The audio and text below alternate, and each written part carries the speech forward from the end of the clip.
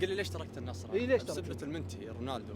انك تحول من فريق الى فريق هذا شيء وارد في كرة القدم. هذا المشجع التقيت فيه قال لي تراني انا نصراوي وحولت من النصر الى الهلال. سألته وش السبب؟ تعال شوف وش السبب. والله العظيم اني اقول سبب ورفع سبب اني نصراوي. قل لي ليش تركت النصر؟ اي ليش تركت؟ بسبة المنتهي رونالدو. يعني معقوله كريستيانو هو السبب؟ والله هو السبب النصر كله. قويه هذه. والله هو السبب.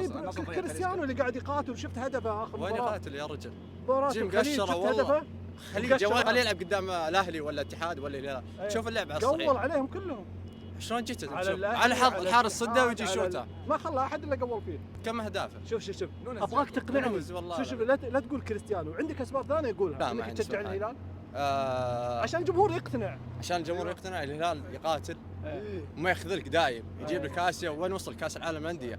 فاز على السيتي. يعني وش اكثر من كذا يا ولد؟ فخر السعوديه والله. يعززون لك الهلاليين. لا حقيقي والله حلو ما تشوف كبير ما تشوف المنتخب السعودي، ما تشوف كل لعيبه الهلال ليش يزعلون؟ والله ما الومهم. سالم دوسري، ناصر دوسري شفته ابدع قبل شوي مباراه ما شاء الله ادى شيء ترفع راسك فيه. هو الهلال كبير ما فيها كلام. كبير ايه ويستاهل. طيب روح للهلال من وانت عمرك 7 سنين. عاد اشجع النصر قدر الله وشجعت النصر. ها للاسف. متى اخر مره رحت الاول بارك؟ اخر مباراه لهم كانت انا اجيك وتبعد. متى اخر مره رحت الاول بارك؟ قبل اسبوع. قبل اسبوع. مباراه ايش؟ والله ما اذكر. لا لك خليج ها؟ اوكي يعطيك العافيه.